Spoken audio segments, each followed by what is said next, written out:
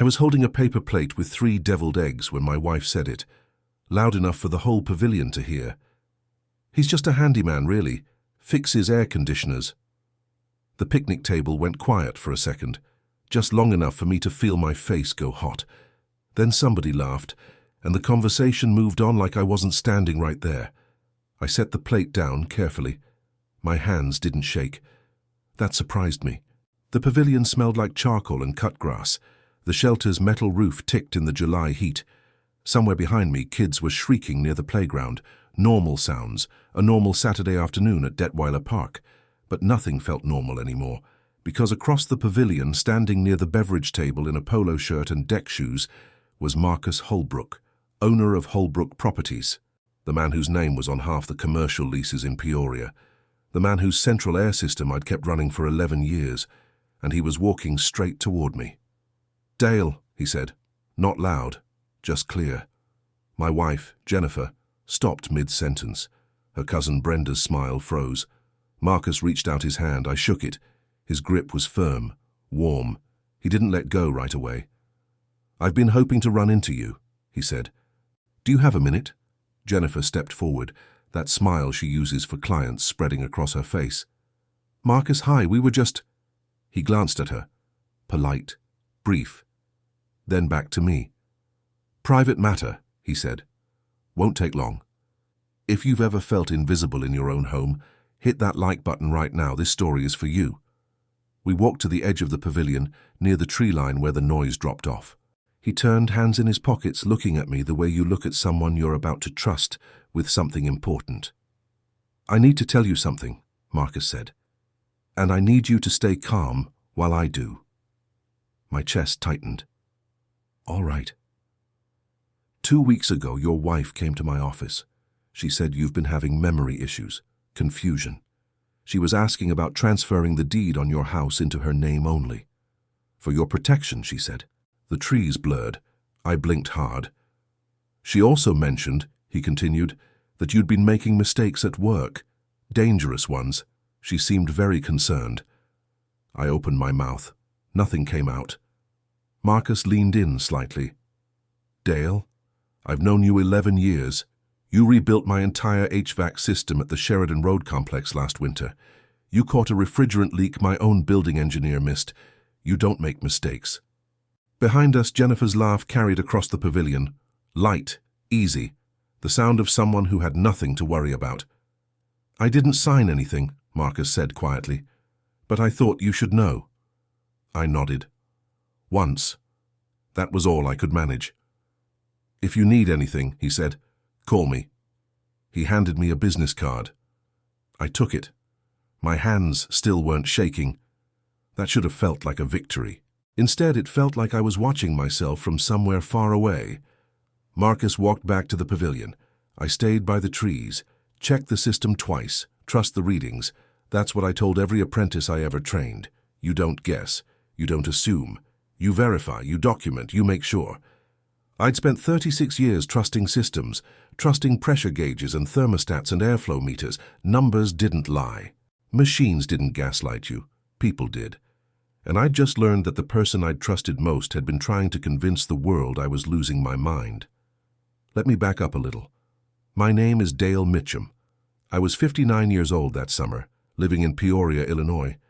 I'd been an HVAC technician most of my life. 36 years of crawl spaces and rooftops, of coils and compressors and ductwork that never quite fit the blueprint. My hands were scarred from sheet metal edges and refrigerant burns. I had a callus on my right thumb from 20,000 hours of holding a screwdriver. I'd been married to Jennifer for 13 years. It was my second marriage, her first. No kids between us, though she had a daughter, Megan, from a previous relationship. Megan was 26 now, lived in Chicago, worked in marketing. We were fine, civil. She called me Dale, not Dad, which was fair. I came into her life when she was 13. You don't force those things. Jennifer sold real estate. She was good at it, confident. She knew how to talk to people, how to make them feel like she cared. For a long time I thought that was real, the caring. We lived in a 3-bedroom ranch on Westerfield Drive. 1,500 square feet built in 1968, needed new windows and a roof. but it was mine. I'd bought it in 2005, 6 years before I met Jennifer, paid it down with overtime and side jobs. By the time we got married, I owed $73,000 on it. Now I owed $41,000. The house was in my name only. That was intentional. My first marriage ended badly. Divorce nearly bankrupted me, so when Jennifer and I got married, I kept the house separate. She understood, or said she did. Jennifer made good money, some years more than me. We split bills evenly. It worked, or I thought it did. That spring, little things started happening, small enough that I didn't connect them at first. In March, Jennifer mentioned that I'd forgotten to pay the electric bill. I hadn't. I'd paid it the same day it arrived, like I always did. I showed her the confirmation email. She frowned, said she must have been confused, and let it drop. In April, her cousin Brenda asked me how I was feeling. I said fine. She nodded slowly, like she didn't believe me, and said, "Jen mentioned you've been a little off lately." Off how? Just tired. Forgetting things. I wasn't tired. I wasn't forgetting things. But Brenda looked at me with that careful sympathy people use when they think you're not well, and I felt something cold settle in my gut. In May, Jennifer suggested I see a doctor. "Just a checkup," she said. "You're almost 60. It's good to stay ahead of things." I went.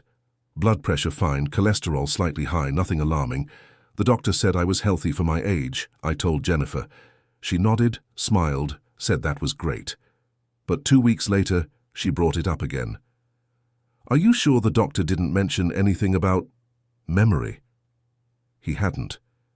"Okay," she said. "I just worry." By June, I started noticing she was talking about me differently. At a cookout with her friends, I overheard her say, "Dale's been a little scattered lately. I think the heat's getting to him." I wasn't scattered. I'd just finished a commercial retrofit at the Caterpillar plant, 3 weeks ahead of schedule, no issues. My work was fine, better than fine.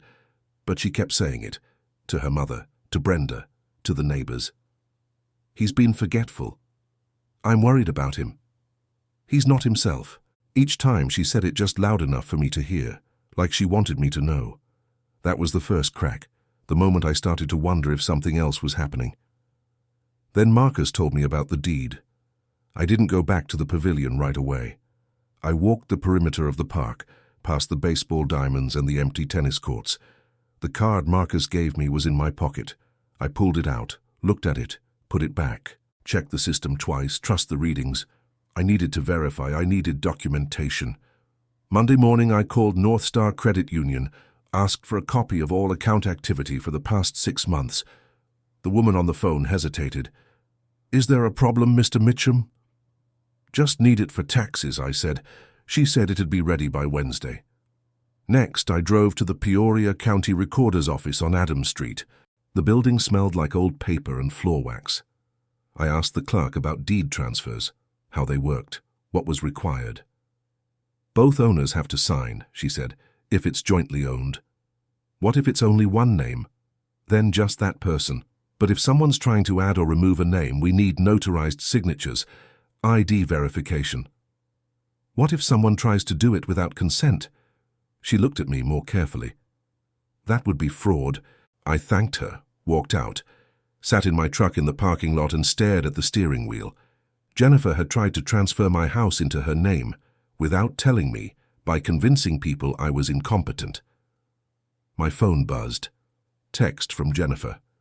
"Where are you? Thought you'd be home by now." I replied, "Running errands." Another buzz. "Kay, dinner at 6. "Sure." I sat there another 10 minutes. Then I drove to a place I never thought I'd need to go. Kellerman and Associates, law office on Glen Avenue. I'd driven past it 1,000 times, small brick building, black shutters, discreet sign. I parked, walked in, told the receptionist I needed to speak with someone about property law. She made a call. 5 minutes later, a woman in her 40s came out, extended her hand. "Ann Kellerman," she said. "Come on back." Her office was small, tidy, shelves full of law books, a window overlooking the parking lot. She gestured to a chair. "What can I help you with?" I told her everything, the comments, the rumors, Marcus, the deed. She listened without interrupting. When I finished, she leaned back in her chair. Has she filed anything yet? I don't know. We should check. I can pull county records. She made a note. Have you confronted her? No. Good. Don't. She looked at me directly. If she's building a case that you're incompetent, confronting her will give her ammunition. She'll say you're paranoid, aggressive. It'll backfire. So what do I do? You document. Everything. Conversations, texts, financial records, medical records showing you're competent, and you protect your assets. How? First, we make sure your estate documents are in order. Will, power of attorney, healthcare directive. If those don't exist, we create them. If they do, we review them. Make sure she's not listed in ways that give her control. My mouth went dry. She's my wife. I know. But if she's attempting financial manipulation, you need to protect yourself legally. Anne's voice was calm, steady. This might feel extreme, but based on what you've told me, she's already taking steps. You need to stay ahead of her. I nodded slowly. Second, Anne continued, we get a medical evaluation, not just a checkup, a full cognitive assessment, neurologist, documented proof that you're of sound mind. That way, if she tries to claim incompetence, you have evidence to counter it. Okay. Third, we monitor all your accounts, bank statements, credit reports, property records. If she tries to make changes, we'll know immediately. She slid a form across the desk. This is a retainer agreement. My rate is $200 an hour. For what you're describing, I'd estimate 10 to 15 hours initially. More if this goes to court. I looked at the number. $3,000, maybe more. I signed it. Anne smiled. Not warm exactly, professional. We'll start with the records pull. I'll have something by Friday. I shook her hand, walked out, drove home. Jennifer was in the kitchen when I got there, chopping vegetables.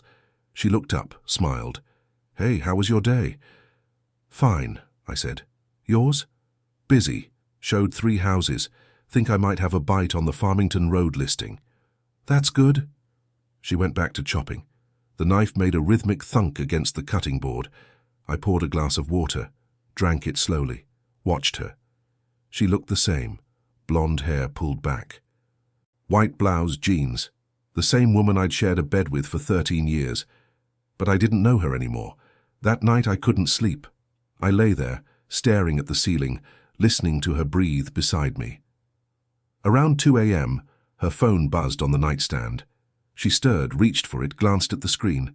Then she got up, quiet, careful. Took the phone into the bathroom. I heard the door click shut, water running, then her voice, low. I couldn't make out the words, but I didn't need to.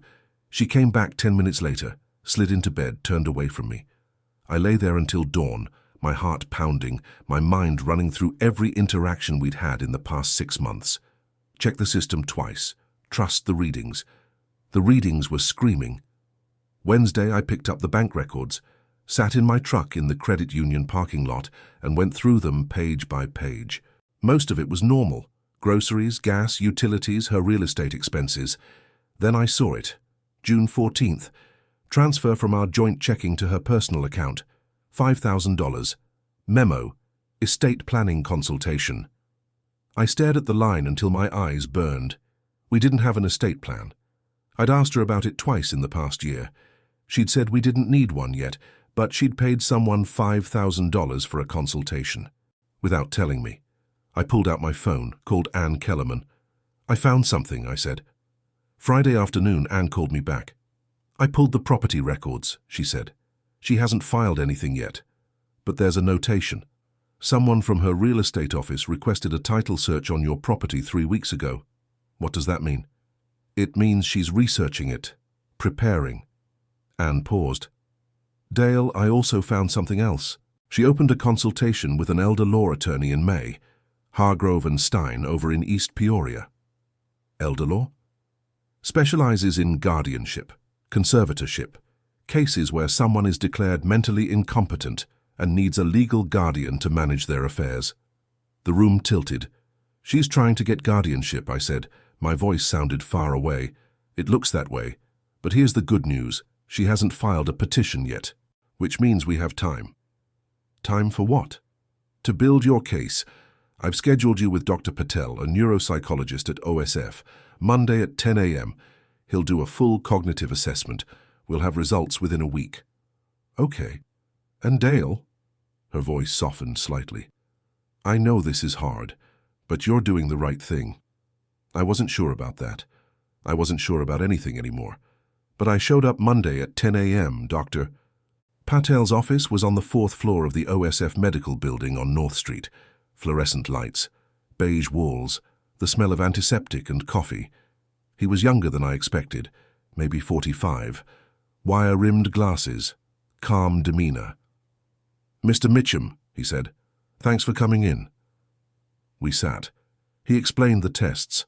Memory, problem-solving, attention, spatial reasoning, language.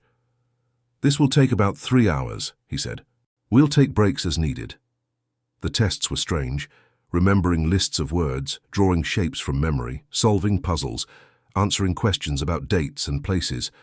Some of it was easy, some of it wasn't. Halfway through, Dr. Patel stopped, looked at me. Can I ask why you're here?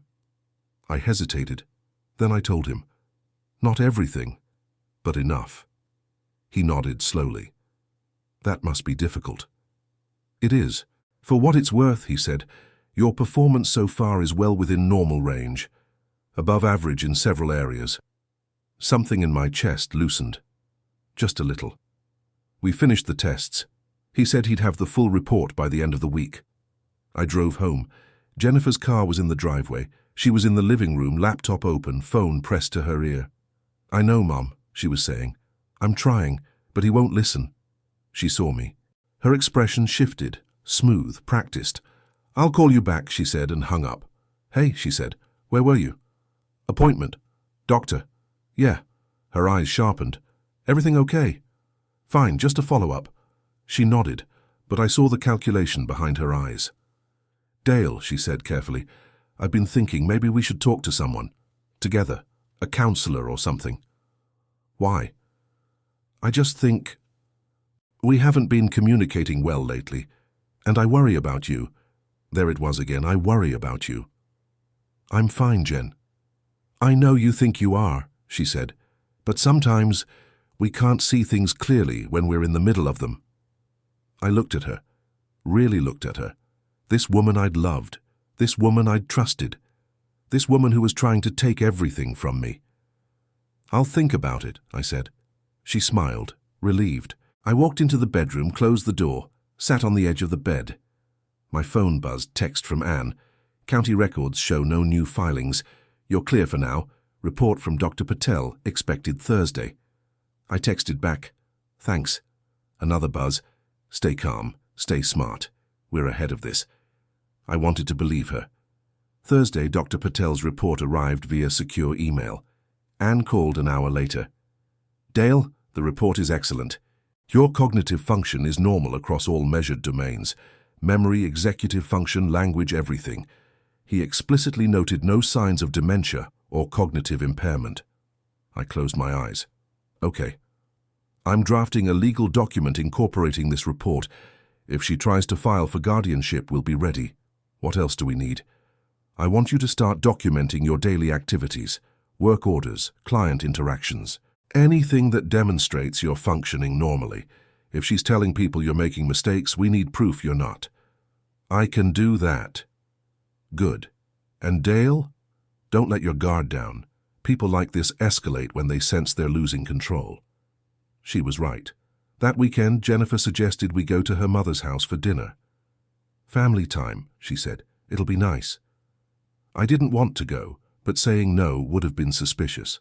Her mother lived in a subdivision off War Memorial Drive. Neat lawn. American flag by the door. Inside, the house smelled like pot roast and air freshener. Her mother, Linda, hugged me at the door. Too tight, too long. Dale, sweetheart, how are you feeling? I'm fine, Linda. She patted my arm. Of course you are. Brenda was already there. And Megan. She'd driven down from Chicago. We sat in the living room, made small talk. The conversation felt choreographed. Then Linda cleared her throat. "Dale, honey, we wanted to talk to you about something." I looked at Jennifer. She was staring at her hands. "We're all a little concerned," Linda continued, "about your health." "My health is fine. Jen mentioned you've been forgetting things, having trouble at work." "I haven't." Megan leaned forward. "Dale, there's no shame in needing help. My friend's dad went through something similar. Early-onset dementia. They caught it early, started treatment. I don't have dementia." The room went quiet.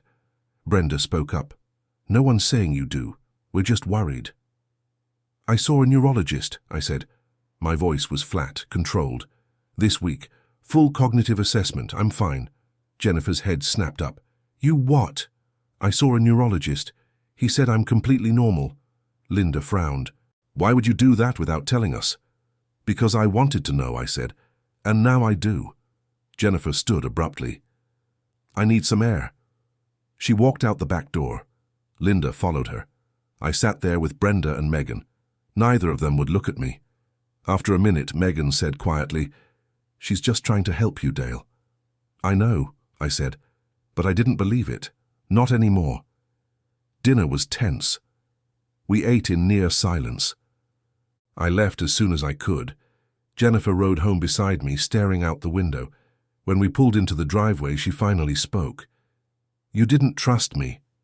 "What?" "The neurologist. You didn't tell me. You didn't trust me." I turned off the engine. "Did you trust me when you went to Marcus Holbrook's office and tried to change the deed on my house?" The air went cold. She turned slowly.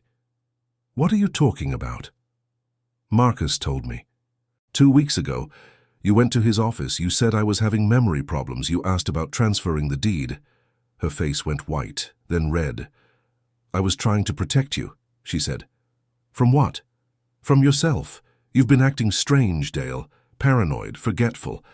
I thought if something happened to you—" "Nothing's happening to me." "You don't see it," she said, her voice rising. "That's the problem. You don't see what everyone else sees." "And what's that?" "That you're slipping." She was almost shouting now. "You're 59 years old, you work a dangerous job, and you're starting to lose it." I stared at her. "I don't have dementia," I said quietly. "I have a doctor's report that says so. What I do have is a wife who's been telling everyone I'm incompetent, who's been trying to take my house, who paid $5,000 to an elder law attorney without telling me." Her mouth opened, closed. "You went through my bank records," she whispered. "It's a joint account. You went through my files. I protected myself." She got out of the car, slammed the door, went inside. I sat in the truck for 20 minutes, checked the system twice. Trust the readings. The readings were screaming. Tell me in the comments, would you have exploded right there or would you have waited like I did? The next week was cold silence. We moved around each other like strangers. She slept in the guest room. I kept working, kept documenting, kept waiting. Anne called Wednesday. "We need to talk," she said. "Can you come in?" I drove to her office. She closed the door behind me. "She filed," Anne said.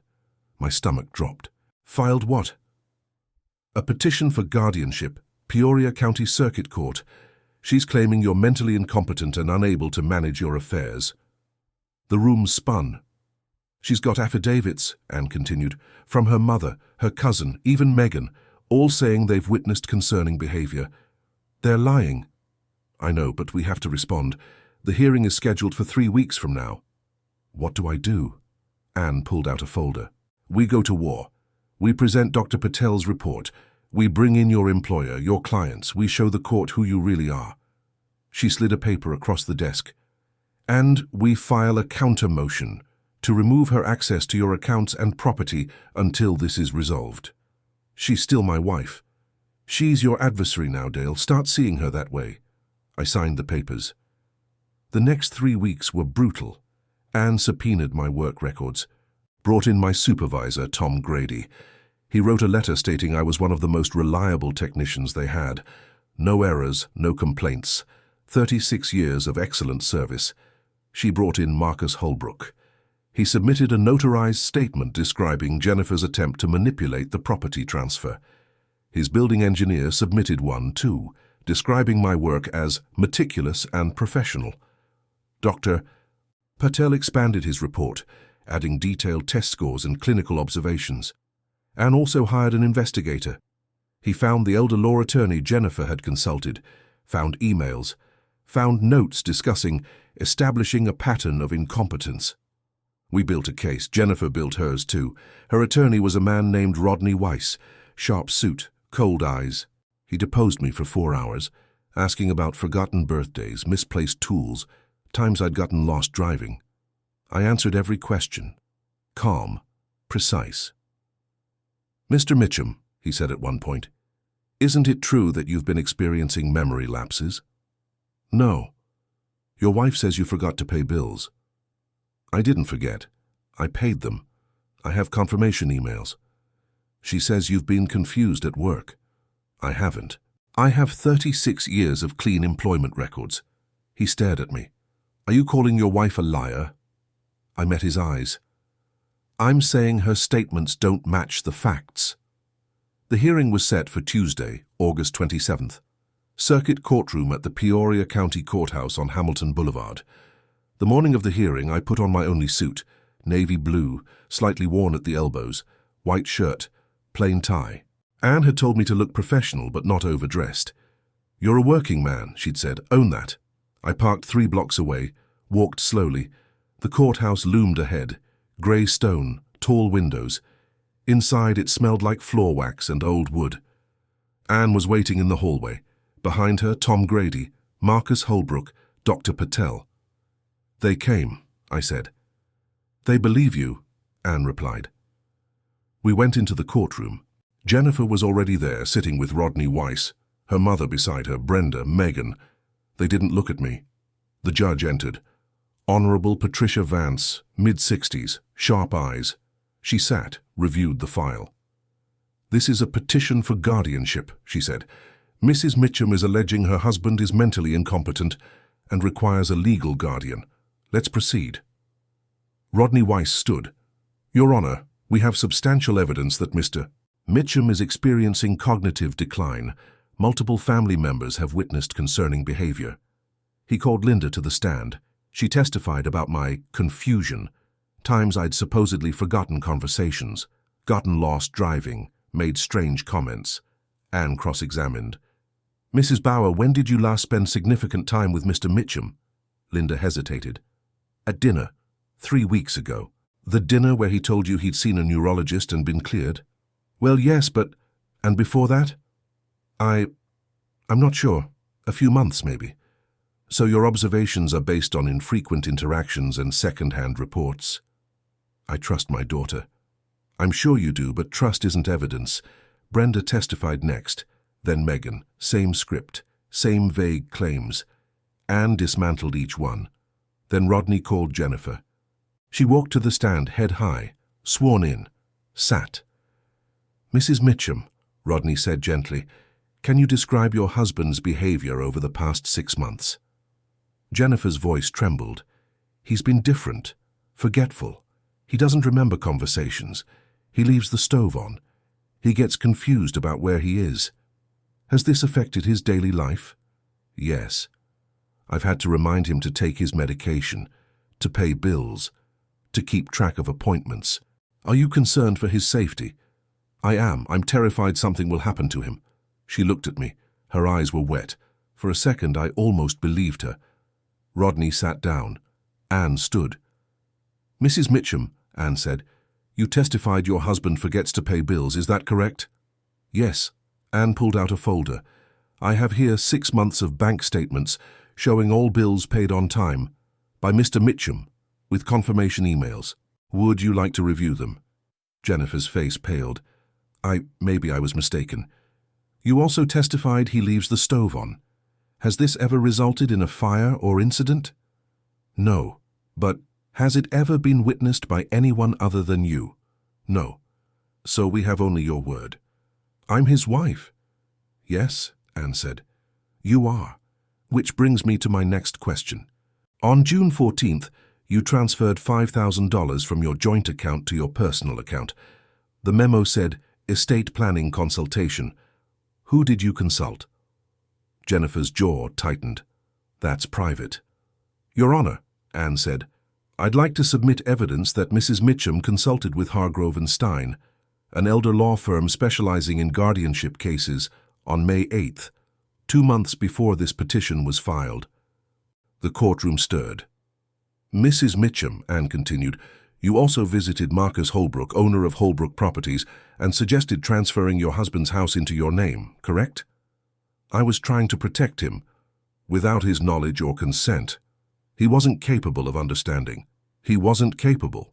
Based on what medical evaluation? Silence. Mrs. Mitchum, did you ever take your husband to a doctor to confirm your concerns? He wouldn't go. That's interesting, Anne said, because he went on his own and was cleared. Did you know that? Jennifer's hands clenched. He was hiding it from me. Or, Anne said quietly, you were building a false narrative. Rodney objected. The judge sustained it, but the damage was done. Anne called Tom Grady to the stand.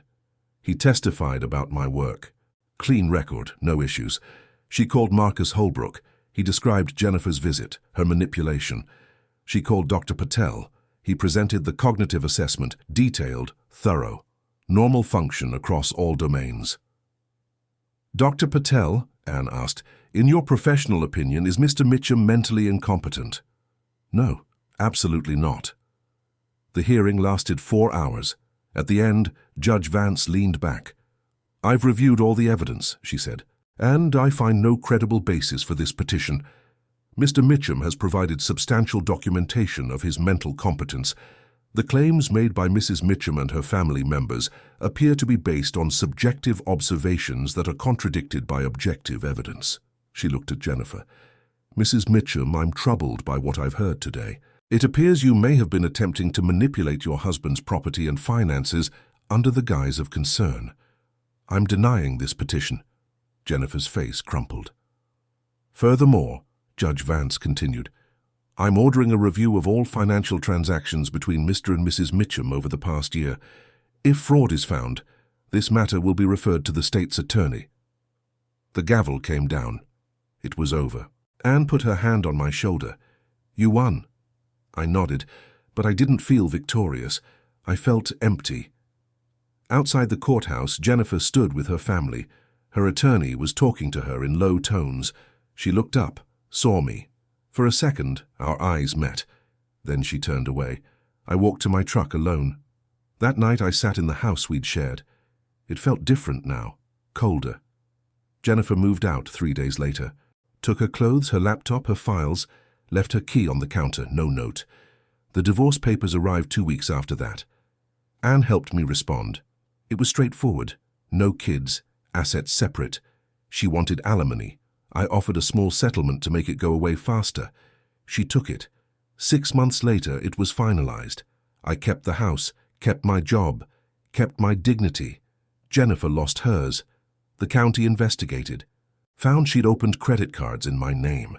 Used them for her estate planning consultations. That was fraud. She was charged, pled guilty, got probation and community service. Her real estate license was suspended. Megan stopped speaking to her, Brenda too. Even Linda eventually admitted she'd been manipulated. The community knew. Word spread. In a city like Peoria, that matters. I see her sometimes, at the grocery store, at the gas station. She looks smaller now, older. We don't speak. I bought a small condo in the West Bluff. 2 bedrooms, nice balcony, quiet. I still work at the same company. Tom made me a senior trainer last year. I teach apprentices now. Pass on what I know. I still use the same mantra. Check the system twice, trust the readings. It served me well. Some people ask if I'm bitter, if I regret marrying her. I don't know. I'm not starting over. I'm just taking my life back, piece by piece. I have my mornings now. Coffee on the balcony. Quiet. No one telling me I'm confused. No one trying to take what's mine. I didn't win because I was loud. I won because I was patient, because I documented, because I trusted the system and let the truth speak for itself. Revenge isn't loud when it's done right. It's quiet, methodical, Final. I took my dignity. I took my time. I took the truth. And that was enough. If this story reminded you that dignity matters more than approval, hit that subscribe button. We tell the hard truths here. And if you want more stories about quiet strength and second chances, stick around. Thank you for listening. The months after the hearing blurred together in a strange way. Time moved differently when you were rebuilding. Some days felt long, stretched out like the summer heat over asphalt. Other days disappeared before I noticed them. I kept working. That was the constant. Monday through Friday, sometimes Saturdays, service calls, installations, maintenance contracts. The rhythm of it kept me grounded. Ductwork didn't lie. Refrigerant pressures didn't manipulate. A system either worked or it didn't. There was clarity in that. In September, Tom called me into his office at the shop. The place smelled like metal shavings and coffee that had been sitting too long on the burner. He gestured to a chair. "Got something I want to run by you," he said. I sat. "Marcus Holbrook called yesterday, wants to expand his contract with us. He's got 4 new properties coming online next year. Asked specifically if you'd be the lead tech." I looked at him. He did. Said you're the only one he trusts. Tom leaned back, the chair creaking under his weight. "Dale, I've known you 22 years. What happened with Jennifer? That whole thing at the courthouse, I heard about it. Not from gossip. Marcus told me himself." My chest tightened.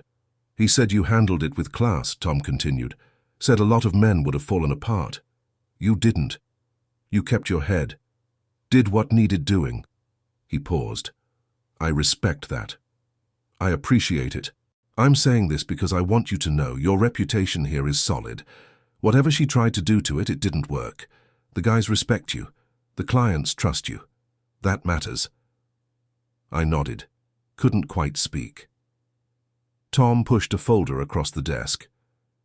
"This is the contract proposal. Holbrook wants you to oversee the whole thing. It's a 30% raise, plus bonuses tied to system efficiency. You'd train 2 apprentices, manage the installations, handle quarterly reviews." I opened the folder, scanned the numbers. It was more money than I'd made in any single year of my life. "Why me?" I asked.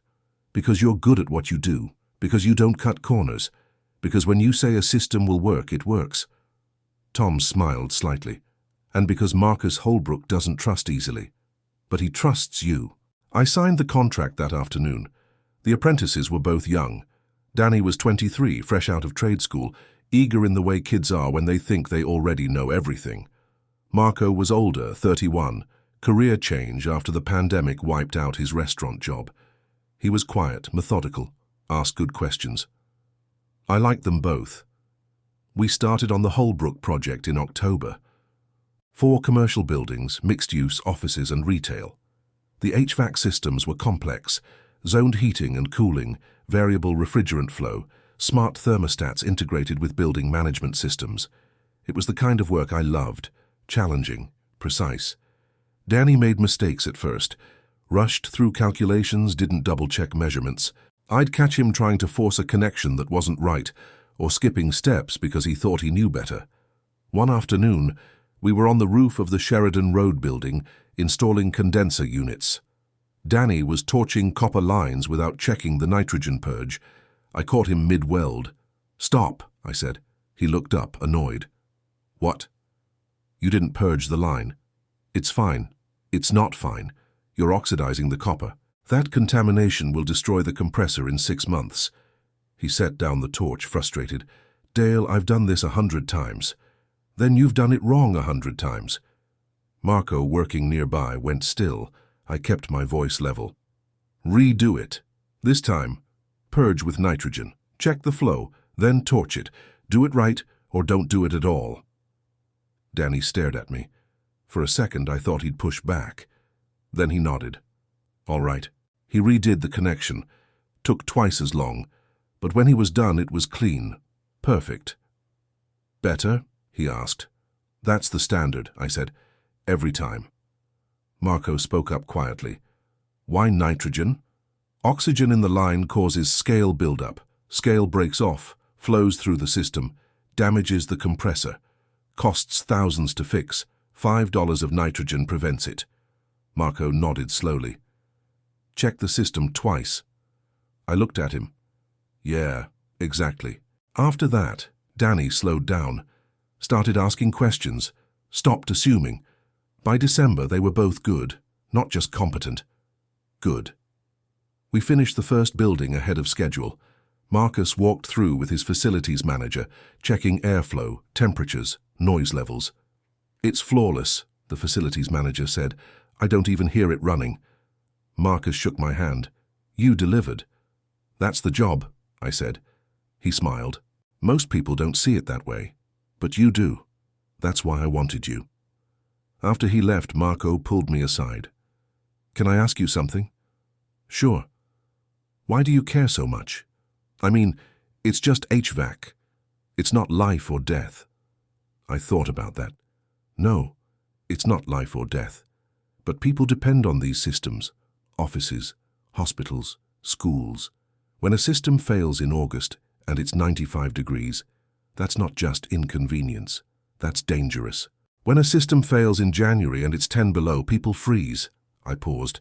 We do work that matters. Maybe nobody notices when it's done right, but they sure as hell notice when it's done wrong. Marco nodded. Check the system twice. Trust the readings, I finished. He grinned. I like that. That became our thing. A reminder. A standard. The divorce finalized in November. The paperwork arrived via certified mail. I signed it at the kitchen table in my new condo. Anne had already reviewed everything.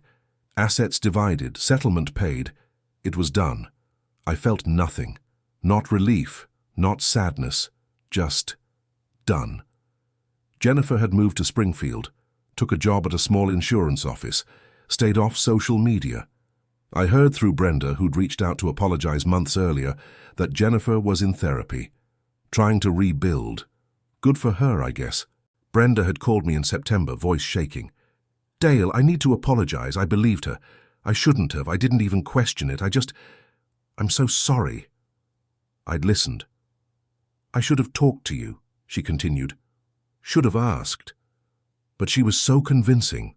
She showed us texts, told us stories, made it seem so real. She's good at that, I'd said. I feel like an idiot. You trusted your cousin. That's not wrong. But I hurt you. Yeah, you did. Silence on the line. I don't expect you to forgive me, Brenda said finally, but I needed you to know I'm sorry, truly sorry. I appreciate that. We'd hung up. I hadn't spoken to her since. Megan reached out too. Email, not a call. She said she'd been manipulated, said she should have known better, said she was ashamed. I didn't reply. Some bridges, once burned, stay burned. Linda never apologized. I didn't expect her to. Thanksgiving came. I spent it alone, made a turkey breast, mashed potatoes, stuffing from a box, ate on the balcony, watching the neighborhood settle into evening, lights coming on in windows, families gathering. It was quiet. I liked it. Christmas was similar. I bought a small tree, set it up in the living room, hung a few ornaments. Tom invited me to his family dinner, but I declined. Needed the solitude. Some people thought that was sad. Maybe it was, but it was also peaceful. I wasn't hiding. I wasn't avoiding life. I was just learning to be comfortable with myself again, without someone telling me I was broken, without someone undermining me. It felt good. In January, Marcus invited me to lunch.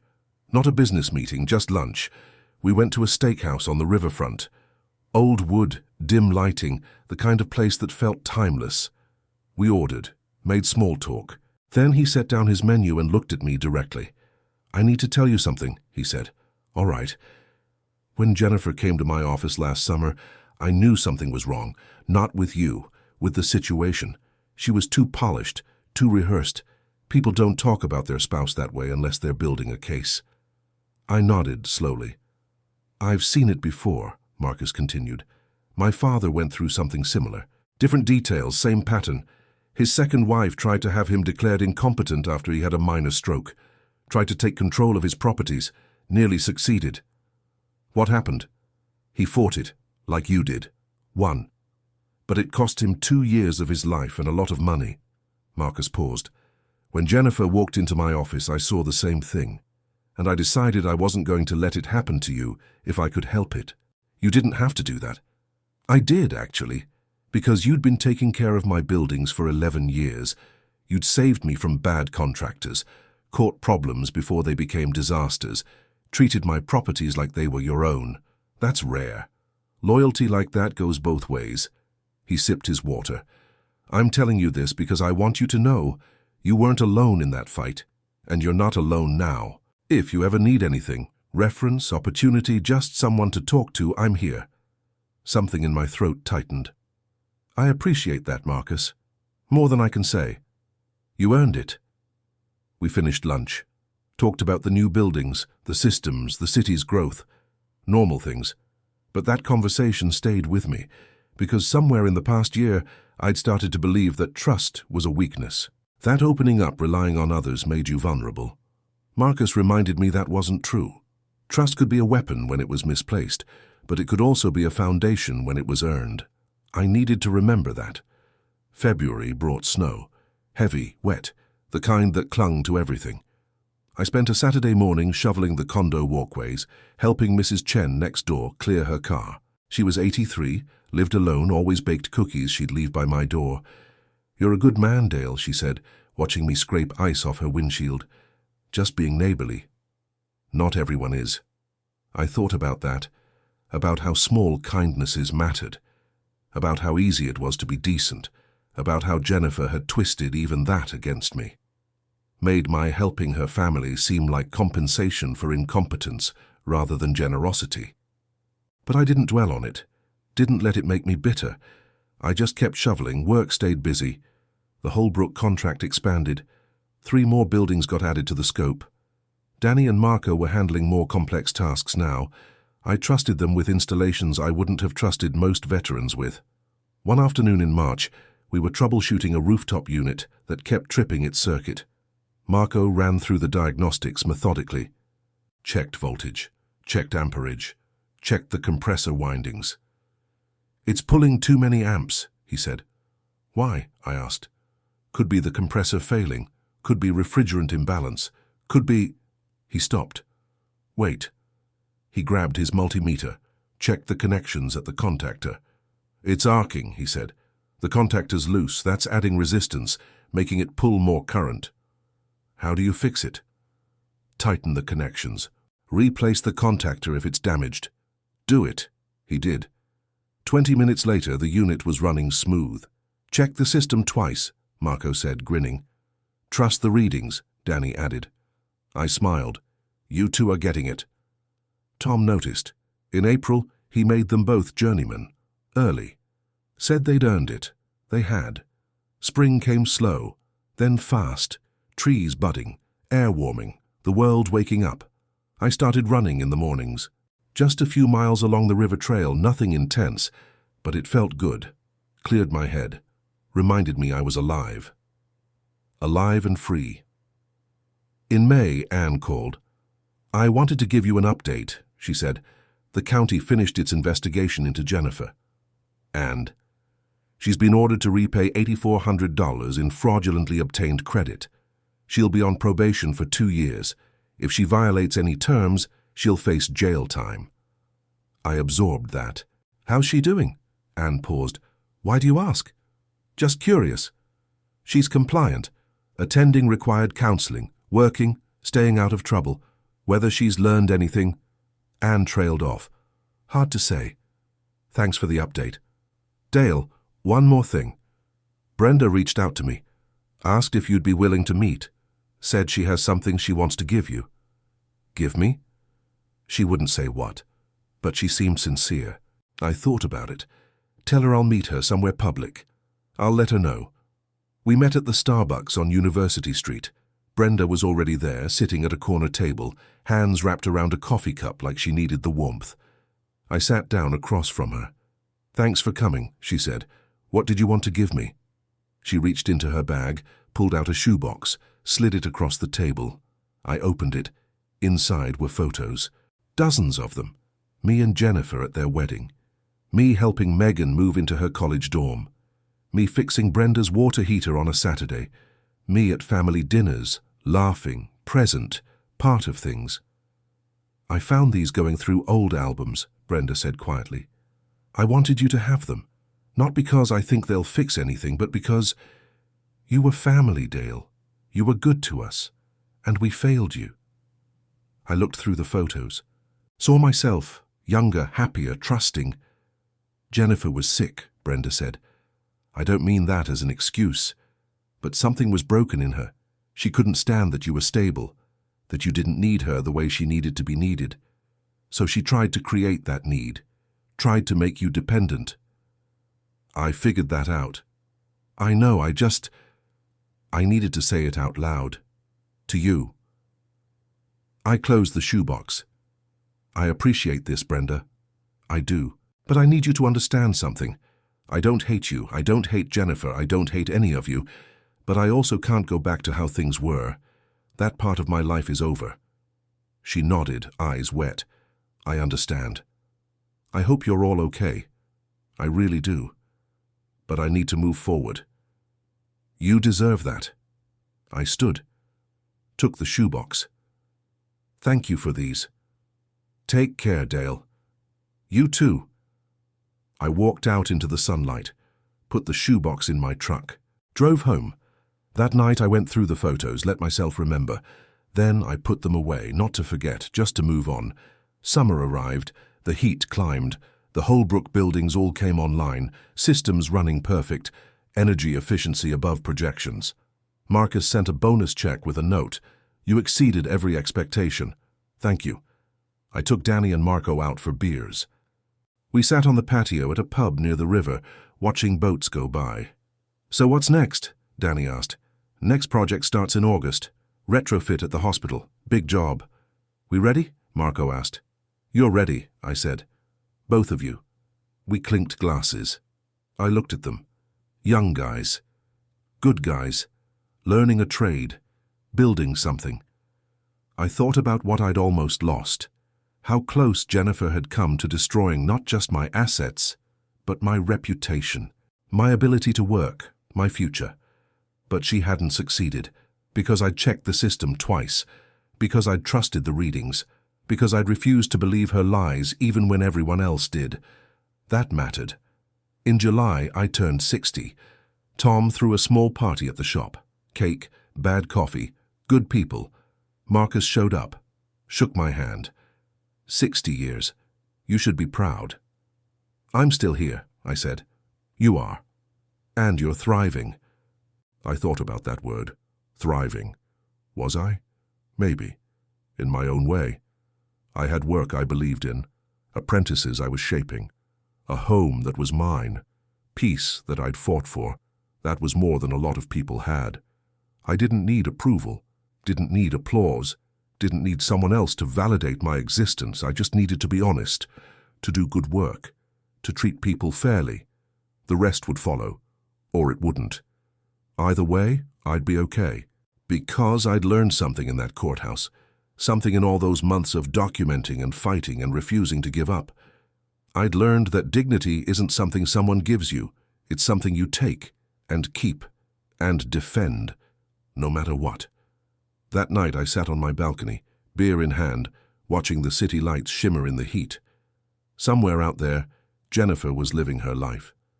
Brenda was living hers. Megan, Linda, all of them, they'd moved on. So had I, different directions, different lessons, but moving, and that was enough. I finished my beer, went inside, set my alarm for 5 a.m. because in the morning there was work to do, systems to check, apprentices to teach. A life to live. A life that was mine. Hard won, hard earned, worth every bit of the fight.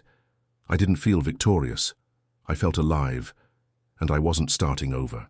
I was taking myself back, piece by piece, day by day, with patience, with proof, with the truth. Check the system twice, trust the readings. That's how you win.